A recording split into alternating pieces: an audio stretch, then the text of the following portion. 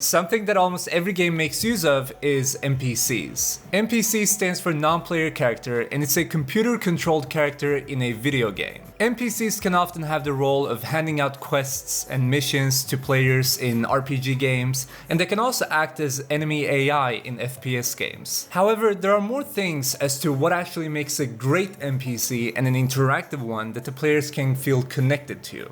So in this video, we're going to talk about that, and this is going to be an informal and a discussion video, so I'm going to share facts, my own experiences, but it's also going to be a discussion, meaning that I want you guys to participate through the comment section below. So if you feel like adding on to what I say in this video or have any questions, we're in the comment section. Also, this video is brought to you by Nature Manufacture. Nature Manufacture are the creators of LVE 2019, also called Lava and Volcano Environment. LVE is a big pack of systems, tools, textures, particles, post-processing stacks, and models which give you the ability to create volcanoes, caves, interiors, and rivers in high-quality results and very efficient in render setup. The new version of LVE includes support for the latest versions of Unity and for HDRP, or the high-definition render pipeline, and the lightweight render pipeline.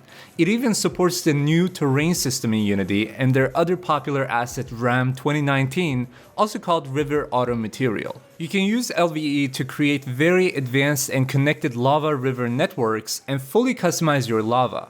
There's also physics simulation for objects that flow on lava surface, automatic heating for objects, profile systems so you can save and load presets, and you can have the rivers shape accordingly to terrain slopes with a couple of clicks. Additionally, there are 99 high-quality ground and lava textures with albedo, normal, ambient occlusion, height, and emission maps, 39 rocks and cliffs, 40 rock prefabs, 18 cliff prefabs, 11 particles, and so much more. We have a link in the description to Lava and Volcano Environment, so make sure to check it out. Alright, so without further ado, let's talk about NPCs. I feel such as NPCs have become more of like lifeless but animated ragdolls that you either use as a punching bag or practice your kills on them, or just get some kind of quest off of them. For instance, GTA 5 is an amazing game. I love the story, I love the gameplay, and I'm not gonna say that I was dissatisfied with the NPCs or the AI. However, I owned this game at first on my PlayStation 4, and after finishing the story, I realized there wasn't much of anything else to be done in the game. It pretty much revolved around the story and then the multiplayer mode that came along later, but in single player, there wasn't much of anything else except for exploring the same areas you've already seen. I then got the game on PC once it was released on PC, and there I at least could download some mods and have more fun in single player. Some of the mods that really stuck out for me were mods that enhanced the NPCs, like adding bodyguards to the game, spawning rival gangs, mods that allowed you to sell weapons and cars to NPCs, and stuff like that. Those made it more fun, and I still find myself going back to the game and playing with such mods that influence the AI and the NPCs in the game. Red Dead Redemption 2 had more to offer on this front. You can antagonize NPCs, leading to either them fleeing away or starting a fight with you. You can also greet them, being the nice guy that you are. You can also find NPCs around the world doing various things, like they might ask you for help. You might find some bandits robbing off people, or killing for that matter. So it pretty much makes the world a little bit more alive for a little bit. It adds on to the immersion and to the role-playing factor of the game, but it quickly becomes repetitive. So now, for instance for me, having encountered these types of NPCs, seeing them again doesn't make it surprising or unexpected. Therefore, it doesn't really feel exciting to explore the world, and neither is it highly rewarding after you have proceeded in the game a little bit, meaning you have more money, weapons, and the goodest boy. My favorite game right now is Crusader Kings 2. It has a very advanced AI and NPC system where NPCs have opinions of you, but also opinions of each other. You can use that to either negotiate on some kind of deal to fight off another NPC's army, take over a whole kingdom, or an empire. NPCs also have traits, meaning that some are attractive, some are ugly, some are incredible warriors, some are brilliant tacticians in wars, and some others have very high intrigue stats, but very low martial stats, meaning that they're good at plotting on other people's success or demise, but make horrible fighters. I'm not entering the fact that this game is a dynasty simulator because I haven't even mentioned any of the features regarding the creation of a whole dynasty, a family, or a kingdom. I'm only focusing on what makes the NPCs fun and the AI feel smart. Because the NPCs in Crusader Kings have traits, losing that NPC makes you sure that he or she will be irreplaceable. Because of that, it makes you care for them. You know there will be new NPCs with a new arsenal of traits and stats, but it won't be that person. The new one won't like you as much and won't hate your enemies as much. It feels kind of relatable and personable because when you lose someone like that in game, you feel like you've just had an actual big loss on your gameplay. It creates a virtual connection between the player and the NPC given they have a whole story of how their relationship evolved, good or bad. This factor makes Crusader Kings a highly replayable game because you know that there will be a whole set of new events, NPCs, allies, and enemies alike to deal with. It doesn't feel repetitive as NPCs strongly battle repetition of events. Watch Dogs Legion is an upcoming game, a sequel to the popular Watch Dogs series. Legion brings a new feature to the series where you can now recruit NPCs to your hacker team. Basically, NPCs are gonna have unique stats with buffs and debuffs. You'll be able to play as these recruits, and if you die during a mission or playtime, it will be permadeath, meaning you will need to recruit new people. Because recruits will make missions a little easier, it will make you want to go out and seek out new recruits. It will also make the game more fun to play, as it will feel more personable with having your own team, built up from people you find, and it also makes the replayability of the game more fun, as every mission will feel different depending on who you play as, who you bring to the mission, and what team you've built thus far. Every playthrough can become different because of this factor. Legion also adds to the comical I can't speak. Legion also adds to the comical side by letting you have fun and go wild with your recruitment process by literally bringing in a bunch of nannies to fight for your case. I don't know why, but I just...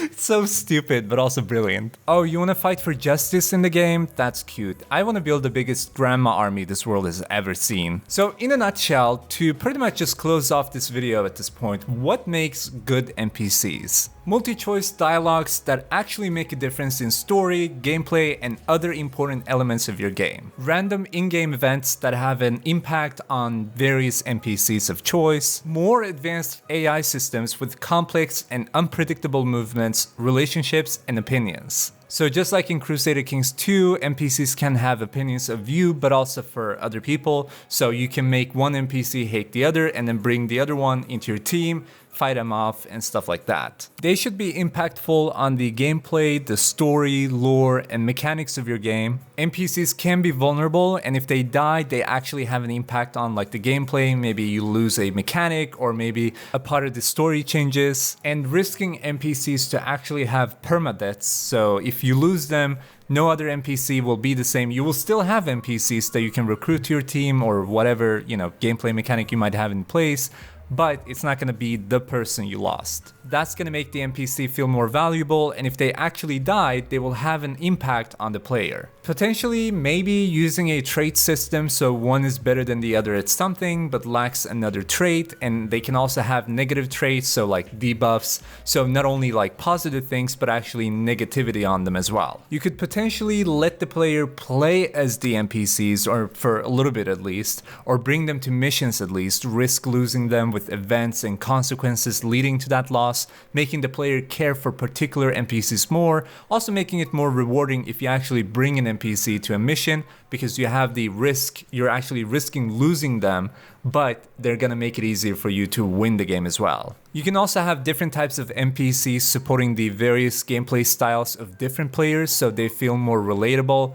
So if it's a stealth game and you wanna still support players who go loud and clear, you can maybe have some kind of NPC that's supporting that specific particular role so that the player feels more connected, and if they lose that NPC in a mission or whatever it might be, they will feel like it's an actual big loss. Customizable NPCs are also very fun, especially those that are close to your player. Maybe you want to like optimize it a little bit and not make obviously every single NPC customizable, right? But some that are close to your player might be able to have some option for customization. Maybe make them wear your team's shirt or hoodies or whatever it might be, something visual. And finally, any factor at all to make the player feel more connected to the NPCs instead of only acting as ragdolls and punching bags for the player. I've been talking quite a bit about NPC deaths in this video, and I just want to make it very clear, I'm not a sadistic piece of shit. That's not me. Don't get the wrong image of me. But by making something similar of what I've given to you in this video as an idea, you could make the NPCs feel more connected, or players more connected to the NPC, and the NPCs feel more relatable to the player because they actually make a difference, and there's a risk of losing that difference, so they will start caring more about them, and when they replay your game, which also increases the replayability, they will actually have a different playthrough than what they had before. Alright, so that should give you a pretty good overview of what an NPC is, what kind of role it can have, and how you can improve them. I feel like NPCs are pretty much a big factor in any kind of game really. So the things that we talked about in this video are not, I'm not gonna say that they're only limited to like FPS games or only horror games, like a specific genre. I feel like they're applicable for any kind of game you're making really. I'm not saying that you should have a super complex AI system or NPC system for a 2D mobile game, but you can throw some of the things in there. Now, of course, this video was an informal and a discussion video, and now that the informal part is over, I want to get into the discussion, which means that you guys, you, please. So obviously, let us know in the comment section below this video what you think about this topic, how you feel like people could improve their NPCs, if you have a favorite game where NPCs really shine, or if you need any help. Obviously, you can always ask us. On top of that, we also have a Discord server for this community with over 13,000 game developers. But yeah, pretty much you can find anything in there, from anime, you know, movies, games, everything. But especially game development, where you can ask for help or help each other out, you know, receive some feedback and share your projects, screenshots, self-promotion, literally anything you want to. I'm pretty much marketing this Discord server at this point, so make sure to go ahead and join. The link to that is in the description, and look, if you join, I'll get you a cookie. Is that a deal? Also, if you enjoyed watching this video and want to see more, make sure to give this video a thumbs up to show some support, and hit the subscribe button below the video to stay up to tune for new content. Also, activate the bell icon? I don't know what to call it. YouTube bell icon, notification bell. But yeah, that bell next to the subscribe button, basically just activate it so that you get notifications whenever I post something. I promise, I don't spam. So yeah, I'm not gonna waste any more of your time, but I can't speak.